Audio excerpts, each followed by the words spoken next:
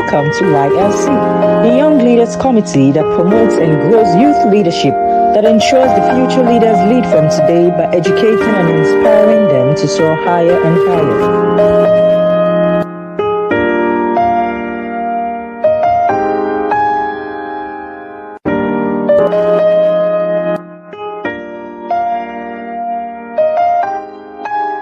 Welcome to Young Leaders Committee, the leadership channel for growing and supporting leaders in all spheres of life.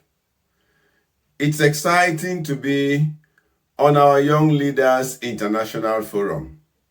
It takes just a few clicks to be on that platform. We encourage you to get onto the platform. You'll be glad you did. This series is on the theme Team Dynamics and Development. We promised you at the beginning of this series that we will discuss teams. That promise we will keep today in this video.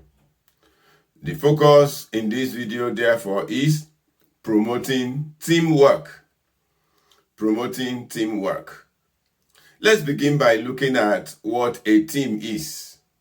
A team is a group of people brought together to collaborate on specific work, projects, or common interests.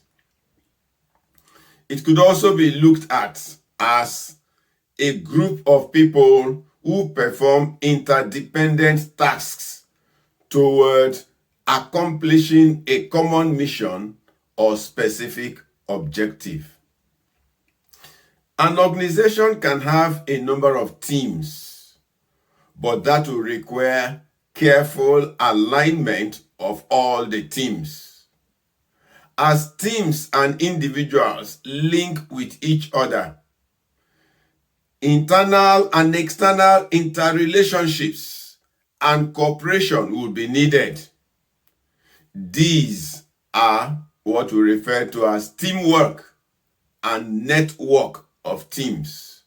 These are two terms we are going to discuss as we go along. Understanding the many interrelationships that exist between organizational units and processes, and the impact of these relationships on quality, productivity, and cost portrays the value of teams. This we will elaborate on also as we go along. Let's look at a word that could be confused and often confused with teams.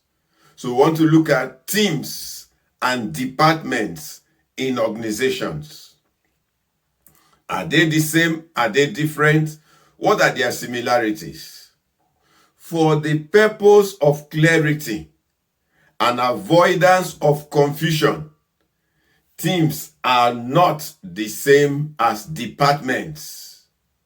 Not all organizations, incidentally, have both of them. Large organizations need them to function effectively. Be aware that those terms are easily confused, as I said earlier, and wrongly used interchangeably. In a company, departments are typically larger. They are hierarchical structures grouping employees by functional areas. It could be marketing department, human resource department, or something like that. On the other hand, we have teams. They are smaller, often temporary. They can be cross-functional, focusing on specific projects or tasks. Departments tend to have more permanent structures, while teams are more flexible and adaptable. In some establishments, departments have teams.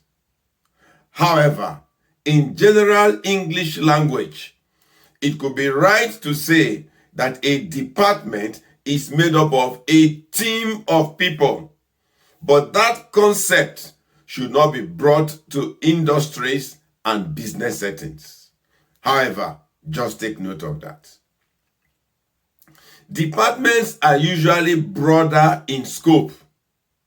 They encompass larger groups of people with similar functions, while teams are more focused and task-oriented.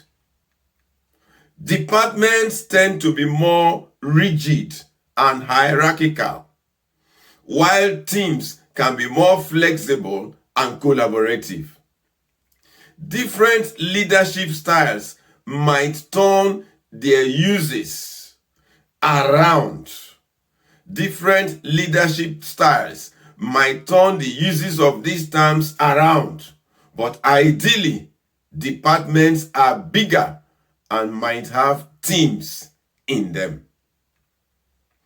Departments focus on the overall function and structure of the company, while teams focus on specific goals and specific projects.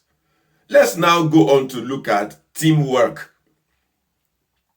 Teamwork refers to a collaborative effort of a group of people working together towards a common goal. Teamwork involves individuals with complementary skills and a shared commitment to achieving a common objective. It emphasizes collaboration, communication, and mutual support among team members. What then is the significance of teamwork?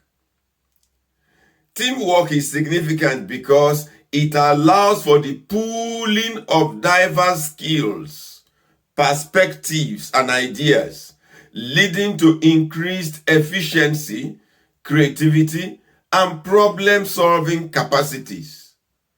Furthermore, teamwork fosters a sense of belonging, improves communication, and enhances individual and effective learning. We will discuss this further as we go on in this video. Let's look at some requirements for effective teamwork. We have seen teamwork. If teamwork will work effectively, there are some requirements. There are some things we need to know. And among them are the following. Share a common goal by enabling all team members to understand and be aligned with the overall objective. Next, communicate effectively, and you do this by engaging in open and honest communication, which is crucial for sharing information, ideas, and feedback. Next thing to do, contribute their skills and expertise to make each team member to leverage their unique strengths to contribute to the overall effort. Another requirement is support and encourage each other. For teams to work, there must be support and encouragement for each other. This is because teamwork involves providing support, motivation, and constructive feedback to members. Next, respect diverse perspective. As a successful team embraces the different backgrounds and ideas of its members, this will be realized. Share responsibility and accountability. That is, reckon on the fact that team members are jointly responsible for the success or failure of the team. Another, good team spirit. We are going to discuss this a little bit in detail. Good team spirit. We have talked about teamwork. It is the practice of individuals working together and relying on each other to be successful. But there is something that assures teamwork really takes place. It's not enough to assemble people. There is something that ensures teamwork takes place, and we call that team spirit. It's not really an action. Team spirit is not an action. It is an atmosphere, you may say. You may say it is the element that creates a conducive atmosphere. You may say it is a magnetic force created amongst people in a team. It is the mood that exists among a team. It is the spirit or life of a group that makes the members want to succeed. It enables them to relate freely in most friendly ways. It's the feeling of pride and loyalty that exists among the members of a team, and that makes them want their team to do well or to do the very best. But team spirit has to be promoted and encouraged. It does not just come like that most times. How then do we cultivate team spirit? By promoting open communication, fostering a positive work environment, encouraging collaboration, providing opportunities for social interaction, recognizing and rewarding team achievements, leading by example, developing a shared vision, encouraging effective communication for an effective team to take place. These are some of the requirements. Let's look at one other closely related one: good network. This is a very important topic. We have airways network, and there's network in organizations. In this video, we are focusing on network in organizations, in the context of organizations. And in this context, a network refers to a structure where individuals or teams, both within and outside the organization, are interconnected through relationships and collaborations in order to achieve common goals. Network in organization can be divided into two from that definition. One is the internal network, and that refers to the networks that exist within the organization, that connects different departments, teams, or individuals together to form the organization. We have the external networks, and that includes relationships with external stakeholders like suppliers, partners, or even other organizations in the same industry. There are strategic business networks. These are formed when organizations collaborate in order to achieve specific strategic or operational objectives. What are the benefits of networking? We have seen network. What are the benefits or some benefits of networking? We have a short list here. Improved communication and information flow, which facilitates faster and more efficient communication channels. Next, increased innovation and creativity by encouraging diverse perspectives and collaboration leading to new ideas. Enhanced problem-solving capacities by providing access to a wider range of expertise and knowledge to tackle challenges. Another is greater adaptability to change, which promotes flexibility to reorganize teams and processes quickly in response to new situations. Another benefit: improved employee motivation and engagement. This fosters a sense of community and shared purpose. In essence, a network within an organization represents a shift from rigid, hierarchical structures to a more dynamic, collaborative, and adaptable way of working. Their relationships and information flow are crucial for success. We have talked about benefits and want to talk about significance. Teamwork is vital. It is vital for both individual and organizational success. Why? Because it enhances and assures increased efficiency and productivity. By sharing the workload and combining skills, thus enabling teams to achieve more than individuals working alone.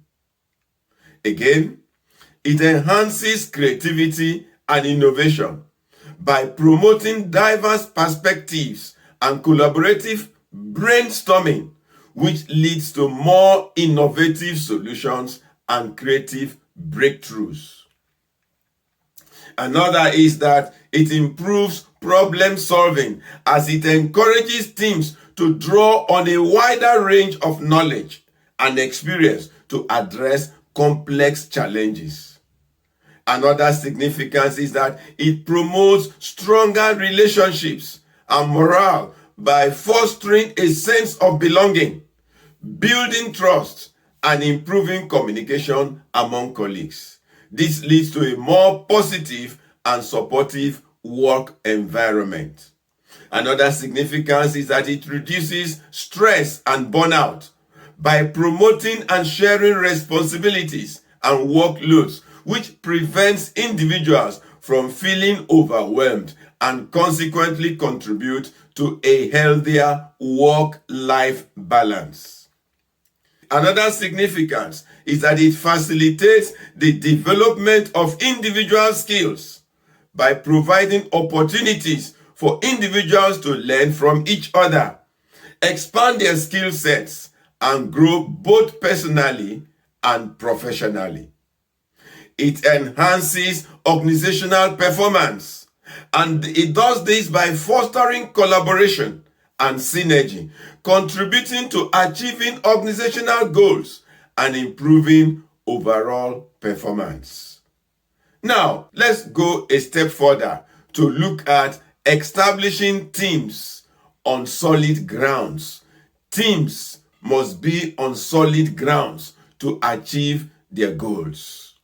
In view of their significance and work demands, it's necessary to have teams on solid grounds, on strong footings, so they will be less perturbed by challenges, so that they will remain focused and drive on to achieve targets or goals set for them or set by them. If a team lacks the solidity and firmness to focus, it might dwindle, and that could require a lot to bounce back to work.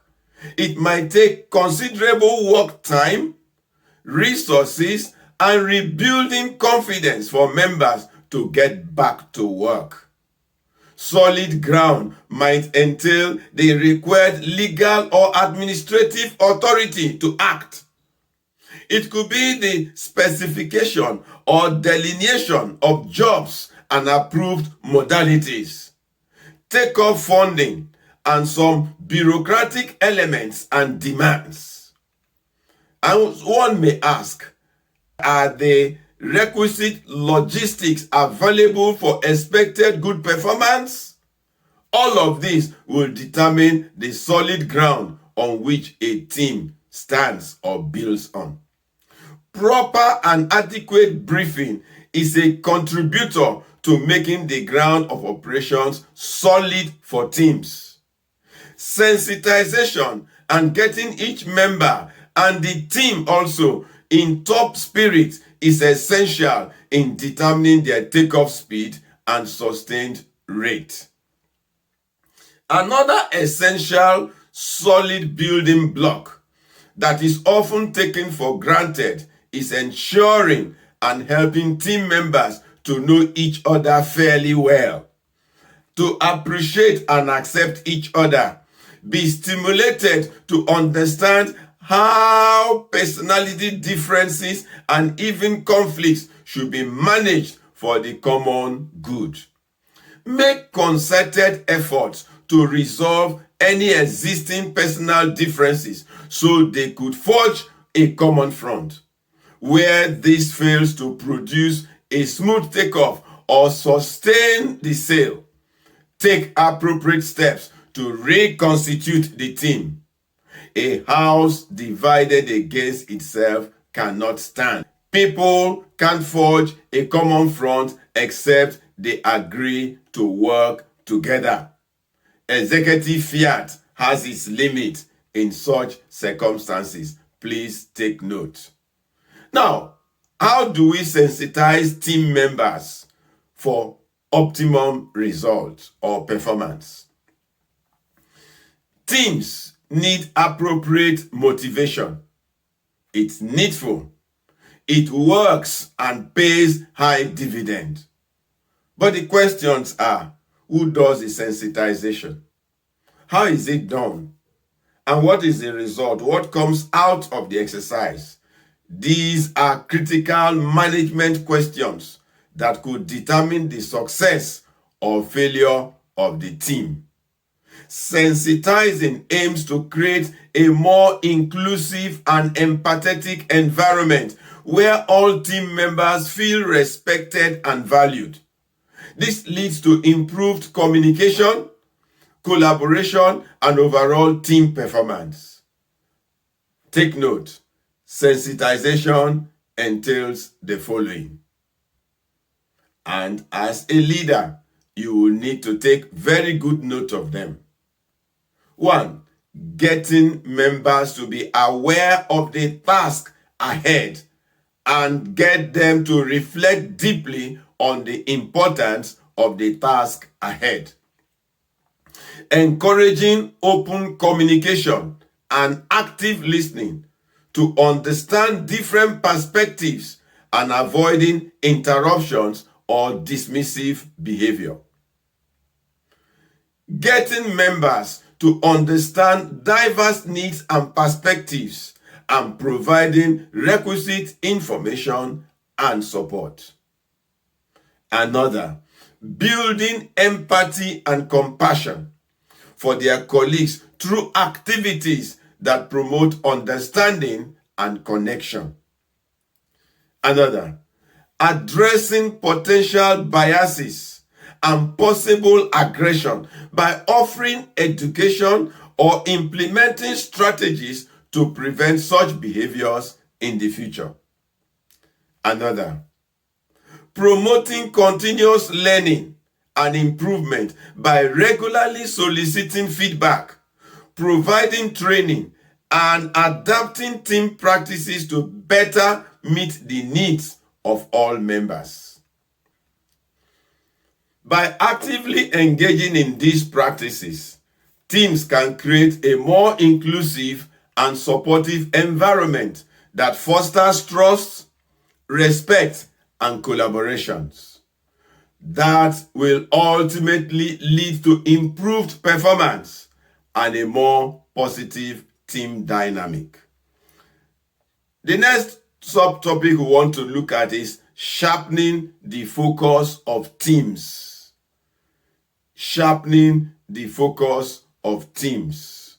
While sensitizing is towards getting members to buy into an organization's vision and to pursue it with passion and commitment, sharpening the goals of teams is making their goals clearer, removing every possible ambiguity, and where needed, making the goals more appealing. Besides, regular review or reworking of goals is advised. This could entail making necessary changes or even reordering their priorities. Boosting the egos, work level, and enthusiasm of each team member and those of the team is crucial to high performance. Commendation and respect play a great role towards this end. Yes, there's need for corrections, but lots of pleas and bargaining should precede corrections. Harsh treatments are not necessary.